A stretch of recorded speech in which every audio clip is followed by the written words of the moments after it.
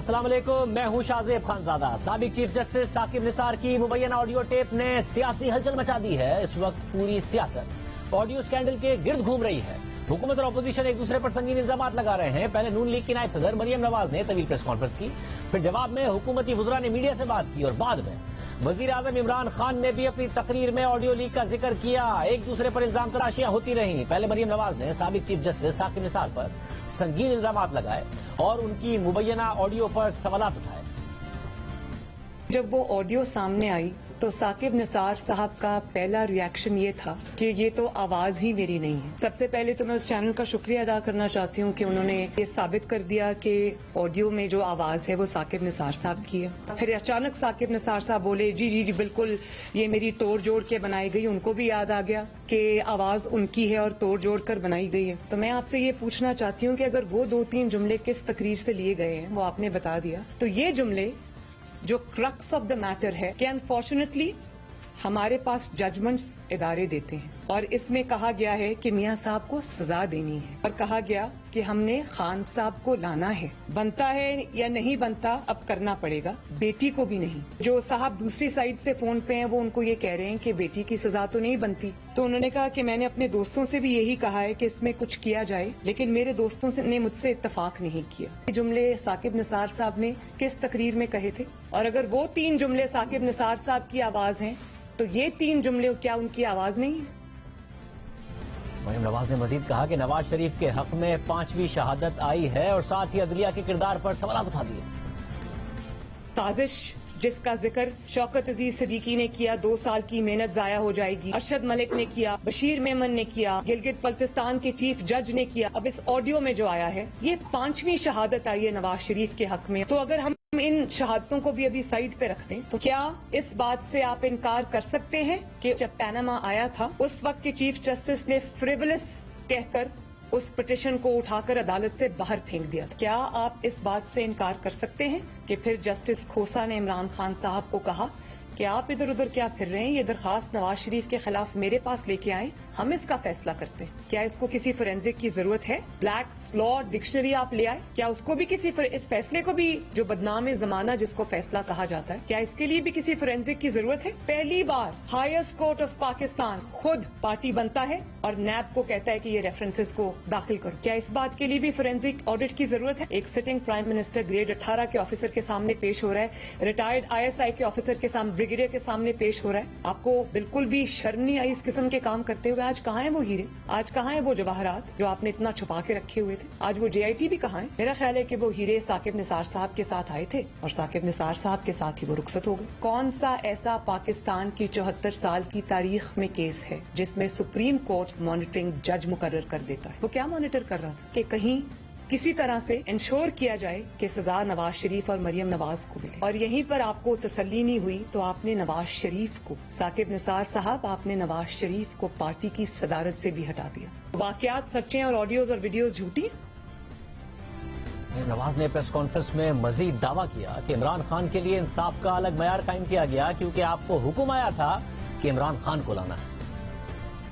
اسی طرح آپ نے عمران خان جیسے جھوٹے اور سازشی شخص کو لانے کے لیے آپ نے اس کے لیے انصاف کا بالکل ہی ایک الگ معیار قائم کیا، کیونکہ عمران خان کو لانا تھا، آپ کو حکم آیا کہ عمران کو لانا ہے۔ جب عمران خان صاحب پہ کیس فائل ہوا تو ظاہر ہے کیونکہ اب کیس فائل ہوا تھا، سننا تو پڑنا تھا، کوئی JIT بنی، کوئی اعتراض ہوا، کوئی جسٹس کھوسا نے کہا کہ ہمارے پاس لے کے آؤ۔ جب عمران خان کا بنی گالا والا محل ریگولرائز کرانے کی باری آئی، جو وہاں کی UC ہے اس نے اسٹیٹمنٹ دیا کہ یہ جو پیش کیا گیا ہے اجازت نامہ یہ کمپیوٹرائزڈ ہے، اور جس وقت کا یہ اجازت نامہ اس وقت تو ہمارے پاس کمپیوٹر ہی نہیں تھا۔ اس بات کے لیے بھی اب کسی فورینزک آڈٹ کی ضرورت ہے، اور اس کو صداقت اور امانت کا جھوٹا سرٹیفکیٹ جاری کرنے والا ثاقب نثار وہ بھی آج پوری دنیا کے سامنے ایکسپوز ہو گیا۔ مریم نواز نے حکومتی وزراء پر بھی تنقید کی اور کہا کہ جسٹس ثاقب نثار تو خاموش ہیں مگر حکومتی وزراء ثاقب نثار کا دفاع کرتے ہوئے ہلکان ہو رہے ہیں۔ حکومتی وزراء ثاقب نثار کو نہیں خود کو بچا رہے ہیں۔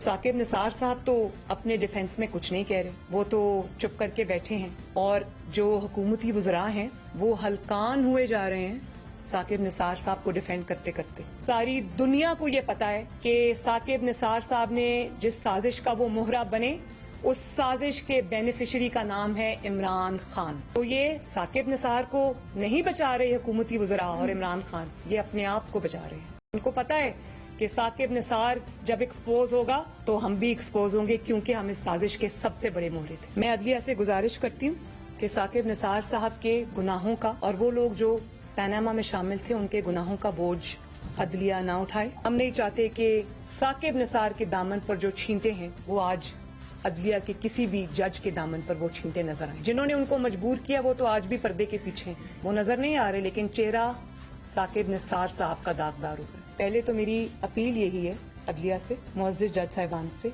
कि इस बात का, क्योंकि उंगलियां उन पर उठी हैं, ठीक है केस हमारा है, पहले तो सो मोटो हमारे वक्त में तो फौरन लिया जाता था और अदालतों में बुला लिया जाता था, हम पेश भी हुए। जो उंगलियां उठी हैं आज अदलिया पर या इदारे पर, उसको आगे बढ़कर खुद उस धब्बे को धोएं। जब वो खुद ये धब्बा धोएंगे तो उनकी इज्जत में, उनके वकार में इजाफा होगा। बाकी रही मेरी बात, तो मेरे पास ये सब कुछ मौजूद है। अगर मैंने जिस मौके पे भी मुनासिब समझा इसको अपनी एप्लीकेशन का, अपने केस का हिस्सा बनाना, तो मैं जरूर बनाऊंगी। मरियम नवाज के इल्जामात का जवाब देने के लिए आज साकिब निसार को फिर प्रोग्राम में दावत दी, मगर उन्होंने जवाब नहीं दिया। दूसरी जानिब आज पहली दफा वज़ीर-ए-आज़म इमरान खान ने ऑडियो लीक पर बात की और कहा कि लंदन फ्लैट्स आए कहां से, इसका जवाब देने के बजाय इदारों को बुरा भला कह रहे हैं।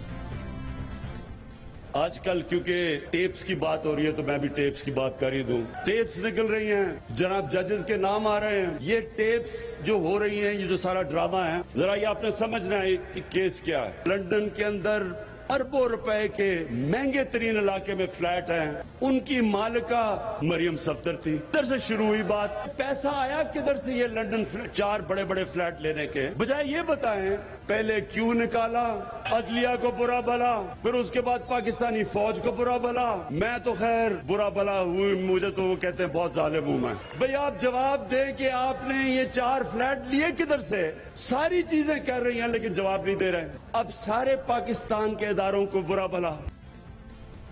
इसके साथ ही अभी साबिक चीफ जस्टिस साकिब निसार की ऑडियो का मामला हल हुआ नहीं है, एक और ऑडियो का तनाज़ा खड़ा हो गया है। और आज की प्रेस कॉन्फ्रेंस में मरियम नवाज से मुख्तलिफ टीवी चैनल्स के इश्तिहारात से मुतालिक ऑडियो के हवाले से सवाल पूछा गया तो मरियम नवाज ने तस्लीम किया कि ऑडियो में आवाज उन्हीं की है।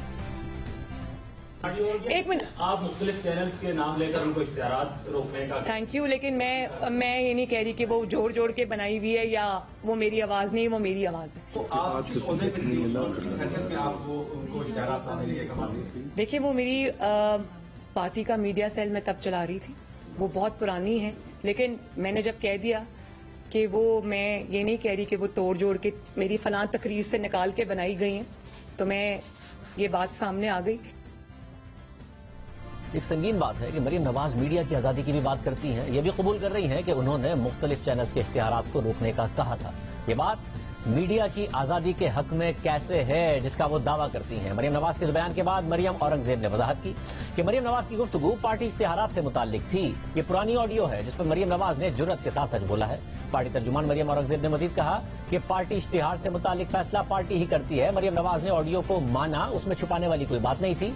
जब कुछ गलत ना किया हो तो इसी तरह खुलकर एतराफ किया जाता है। मरियम नवाज की ऑडियो पर तूफान बर्पा करने की जरूरत नहीं है। नून लीग दावा कर रही है कि मरियम नवाज ने पार्टी इश्तिहारात से मुताल्लिक बात की, मगर हुकूमत ये दावा कर रही है कि मरियम नवाज जो मीडिया सेल चला रही थी उसकी फंडिंग सरकारी खजाने से की जा रही थी। इस हवाले से तहकीकात की जाएंगी। अपने मुखालिफ सहाफियों को, ग्रुप्स को सजाएं दी गई। इस तमाम काम की निगरानी आज खुद मरियम नवाज ने एडमिट किया है कि वो कर रही थी। पार्टी का मीडिया सेल जो मरियम नवाज चला रही थी, इस सेल की मंजूरी से 9 अरब 62 करोड़ 54,03,902 रुपए की सिर्फ फेडरल गवर्नमेंट की फंडिंग जो है वो की गई। 10 अरब रुपया मरियम नवाज ने अपने मनपसंद चैनल्स को बेचा। पब्लिक फंड्स को हैंडल करना एक प्राइवेट शख्स की तरफ से, ये एक तो FIA के अंदर भी जुर्म बनता है। इसके ऊपर इंशाअल्लाह ताला हमने एक सीरियस इंक्वायरी करने का फैसला किया है।